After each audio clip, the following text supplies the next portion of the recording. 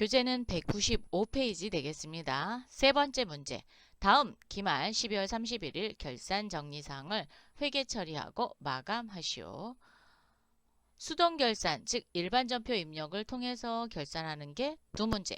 그리고 결산자료 입력을 통해서 전표 추가하는 문제인 자동결산이 세 문제. 이렇게 출제되고 있어요. 그런데 자동결산 안 하시고 그냥 일반전표 입력에 다 입력하셔도 상관없습니다. 근데 저는 결산자료 입력을 통해서 입력하는 걸 추천드릴게요. 왜냐하면 계정 과목 잘못 입력하면 틀리게 됩니다. 첫 번째, 당기손익 공정가치 측정 금융자산으로 분류된 동대문전자 주식회사의 주식을 공정가액 1,500만 원으로 평가하다. 기말이 됐는데 공정가액이 1,500만 원이래요. 그럼 우리 회사에서 보유하고 있는 동대문전자 주식회사의 장부 가격을 알아봐야 되죠. 알아보려면 어디 가요? 회계 모듈에 합계잔액산표 맞습니다. 12월 31일로 조회해 주셔야 됩니다. 자, 당기손익 공정가치 측정 금융자산 더블 클릭. 보니까 동대문전자. 동대문전자 거네요. 그죠? 3,200에 사서 2,200 처분했고 1,000만 원 남았네요. 1,000만 원짜리가 1,500이 됐대요. 와우, 얼마 벌었어요? 500만 원의 평가 이익이 발생됐죠? 자, 그러면 일반 전표 입력 12월 31일로 오시고요. 차변에 당기손익 공정가치 측정 금융자산 107번 선택하시고요. 500만 원만큼 늘려주십시오. 그리고 대변에 평가 이익입니다. 당기손익 공정가치 측정 금융자산 평가 이익인 905번으로 선택하십시오. 500만 원 이렇게 평가된, 즉 상향 조정된 금액만큼만 분계를 하시면 되겠습니다. 그래서 차변에 당기손익 공정가치 측정 금융자산 500만 원 늘려주시고 대변에 당기손익 공정가치 측정 금융자산 평가 이익으로 500만 원 잡아주시면 됩니다. 이거 처분 이익으로 하시면 안 돼요. 기말에 평가한 거죠. 그래서 평가 이익으로 잡습니다. 두 번째, 차입금에 대한 이자 미지급액 30만 원을 계상하다. 차입금에 대한 이자가 30만 원 지급을 했어야 되는데 지급을 안 했대요. 그러면 어떻게 돼요? 그쵸? 다음 연도에 지급할 거죠? 그래서 미지급 비용으로 정리하시면 되겠습니다. 차변에 이자 비용 발생시켜 주시고요. 30만 원 대변에 미지급 비용이 되겠습니다. 근데 왜 미지급금으로 안 하고 미지급 비용으로 합니까? 라고 하는데 결산에 비용에 대해서 지급하지 않은 건 미지급 비용으로 분류해 놓으시는 게 나중에 실무에서도 업무 처리하시기도 쉽고요. 뭐 미지급금으로 했다고 해서 틀린 건 아니에요. 그런데 결산에는 미지급금보다는 미지급 비용을 많이 사용합니다. 그래서 미지급 비용으로 해주시면 되겠습니다. 그러면 수동결산 다 했네요. 두 문제 했으니까. 그럼 자동결산 할 거예요. 전체 메뉴 클릭. 결산자료 입력 1월부터 12월까지 열어주시고요. 자, 상품 매출원가는 입력하지 않습니다. 확인. 첫 번째 자동결산 볼까요? 자, 세 번째, 매출채권 잔액에 대해 1% 대손충당금을 보충법에 설정하다 그랬습니다. 매출채권은 뭐와 뭐죠? 외상매출금과 받으러옴. 그래서 외상매출금 따로, 받으러옴 따로 계산해 보도록 할게요. 합계잔액시산표 열어주시고요. 조회 버튼 누르겠습니다. 항상 계산하기 전에는 조회 버튼 누르시는 거 잊지 마시고요. 외상매출금 잔액란 5억 5,525만 5천원 오른쪽 마우스 눌러보세요. 계산기 있습니다. 곱하기는 D고요. 1%니까 0.01입니다. 그리고 보충법이라는 건 대손충당금 잔액이 있으면 그것만큼 빼고 채우는 거죠. 그래서 대손충당금을 찾아보니까 외상매출금 바로 밑에 86만 원 있습니다. 86만 원 빼겠습니다. S 86만 원 그랬더니 올해 즉 단기에 대손상각 해야 될 금액이 469만 2,550원입니다. 계산기 그대로 두시고요. 결산자료 입력 오세요. 판매관리비 쪽으로 내려오셔서 여기 판매비와 일반관리비 밑으로 너무 확 내리지 마세요. 살짝 내리시면 대손상각란이 있습니다. 여기에 외상매출금 란에다가 469만 2,550원 이렇게 기록해 주세요. 이때 숫자 잘못 치지 않도록 조심해서 입력하세요.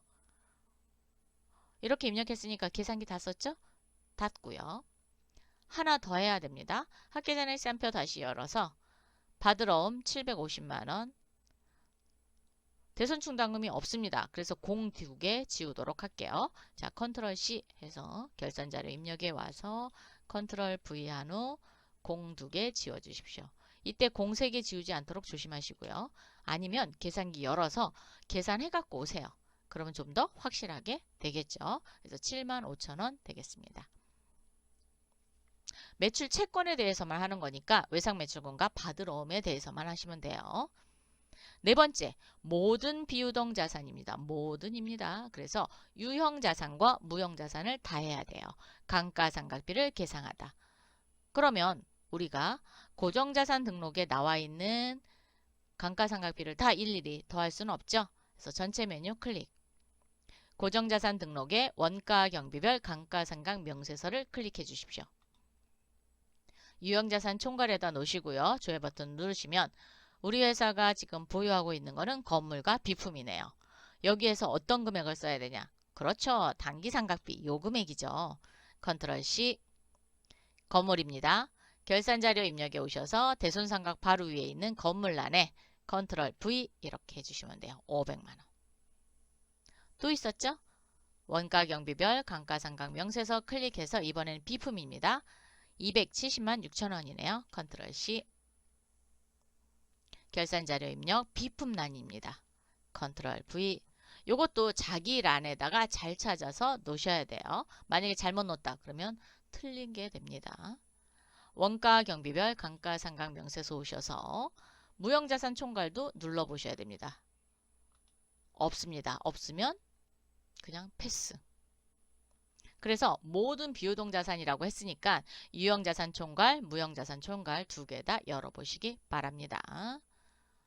자, 그럼 감가상각비 계상했어요. 다섯 번째, 기말상품 재고액을 입력하고 결산 처리하다. 단, 재고평가는 선의선출법으로 한다. 즉, 재고자산 수불부 마감을 할 때 선의선출법으로 마감한다 라는 얘기예요. 자, 물류관리, 재고관리의 재고자산 수불부 신나게 눌러주십시오. 그렇게 되면은 우리 회사가 보유하고 있는 모든 품목이 다 조회가 됩니다. 기능모음 열으셔서 평가 방법에 선의선출법 되어 있는지 확인하시고 자, 이 부분은 항상 뭐가 되어 있냐면 선의선출법으로 세팅이 되어 있기는 해요. 그래도 여러분이 확인하시기 바랍니다. 자, 마감. 그러면 아까 적용을 선의선출법으로 했기 때문에 이 부분이 세팅이 됐습니다. 우리가 건들 거는 그렇죠. 일괄 마감 요것만 선택하시면 돼요. 확인. 그래서 마감이 여로만 되어 있으면 되겠습니다. 지금 여로 되어 있으면 모두 마감이 된 거예요. 하단을 내려볼까요? 이렇게 마감이 됐어요. 그러면 이제 재고 금액을 다 더해야 되잖아요. 한눈에 볼 수 있는 메뉴가 있습니다. 전체 메뉴 클릭. 재고자산 명세서 12월 엔터 해주시고요. 그러면 상품의 자산별 합계가 나와요. 재고수량 280개고요. 3,636만원입니다. 됐나요? 컨트롤 C. 결산자료 입력에 상단으로 올리셔서 기말상품 재고액 란에 컨트롤 V 해주시면 됩니다. 3,636만원. 여기서 끝이 아닙니다. 반드시 그렇죠. 전표 추가. 예. 그리고 일반 전표에 오셔서 조회 버튼 꾹 눌러주세요. 상품 매출원가 들어왔는지 감가상각비 들어왔는지 대손상각비 들어왔는지를 꼭꼭꼭 확인합니다. 전표 추가를 안 하고 결산자료 입력까지만 했다. 그러면 세 문제가 틀리게 됩니다. 4점씩인데 12점이나 날라가요. 그래서 반드시 일반 전표에 오셔서 결산 분계가 되어 있는지를 반드시 확인한다. 이렇게 해서 3번 문제 풀어봤습니다. 네 번째, 다음 사항을 조회하여 번호 순서대로 단답형의 답안을 등록하시오. 즉 시험 보러 가셨을 때 여러분이 숫자로 입력하시면 되겠습니다. 지금은 연습하시는 거니까 뭐 컴마 이런 거 쓰셔도 되는데 지금부터라도 그냥 숫자만 입력하시는 그런 연습하시기 바랍니다. 총 7문항이 출제되고 있어요. 첫 번째, 9월 30일 현재 매입처 주식회사 도시전자에 대한 외상대금 미지급액은 얼마입니까? 라고 물어봤어요. 미지급액이니까 내가 갚을 돈이죠. 잔액을 물어본 거예요. 그러면 도시전자의 거래처 원장 열어보면 되겠죠. 전체 메뉴 회계 모듈로 오셔서 전표 입력 장부의 거래처 원장입니다. 자, 1월부터 9월 30까지 조회를 해주시고요. 계정 과목 눌러서 외상 매입금입니다. 외상 매입금.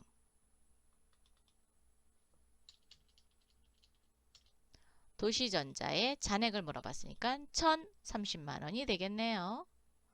잔액 1,030만 원.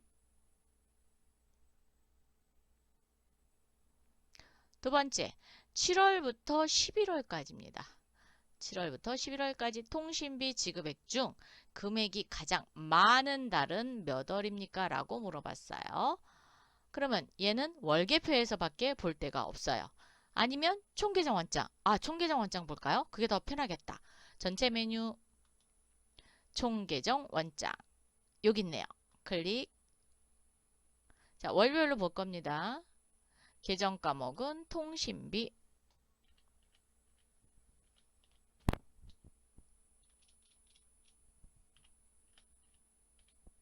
몇 번째 통신비 봐야 돼요? 800번대. 그렇죠. 800번대 통신비 보세요. 7월부터 라고 했으니까 여기부터 11월까지 가장 많이 지출된 달은 10월이네요. 그러면 여기다 뭐라고 써야 돼요? 10. 그렇죠. 그렇게 보시면 됩니다. 그래서 총계정 원장 또는 월계표. 월계표는 이렇게 각 달마다 보셔야 돼요.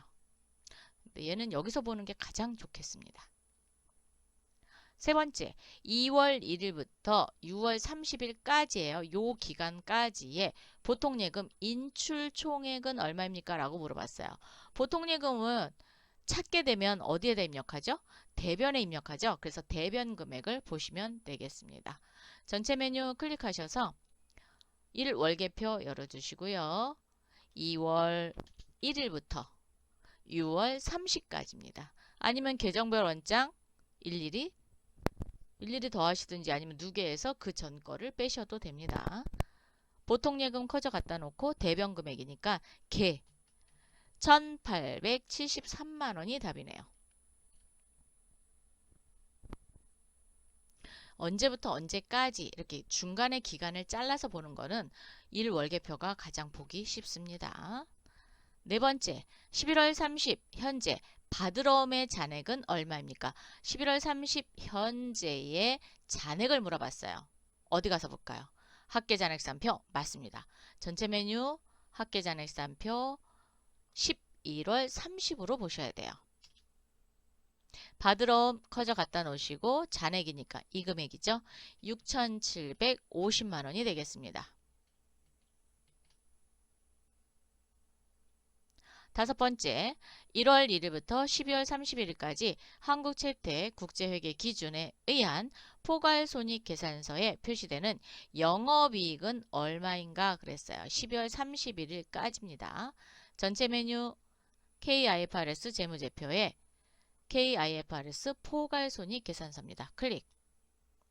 12월 조회해 주시고요. 영업이익을 물어봤죠? 판매관리비 밑에 있는 영업이익입니다. 예입니다. 8,200, 19,450원이 답이네요. 요거 손익계산서 열어도 되지 않나요? 열어도 상관없습니다. 그렇지만 우리 문제에서 KIFRS 포괄손익계산서 열어라. 그러면 그거 여세요. 그게 더 편리합니다. 자, 6번. 12월 31일 현재 한국채택국제회계기준 KIFRS의 재무상태표에 표시되는 현금 및 현금성 자산의 금액은 얼마인가? 라고 되어 있어요. 우리 마감 안 해고 온 것 같은데 에러 메시지 뜰 것 같아요. 그죠? 전체 메뉴 KIFRS 재무상태표 12월 이렇게 에러 메시지가 뜬다고요. 즉 손익 대체 붕괴를 일으키지 않았기 때문에 에러 메시지가 뜨는 거예요. 근데 제가 이렇게 찍다 보면 맨날 마감해야 되는데 마감을 놓치는 경우가 있어요. 자, 마감하러 가겠습니다. 전체 메뉴에 손익계산서 열겠습니다. 12월 확인해야 되는 건 그렇죠. 당기순이익 1억 459만 8,629원 전체 메뉴에 이번에는 이익잉여금 처분계산서죠? 아니요. 아니면 이해하셔도 상관없습니다.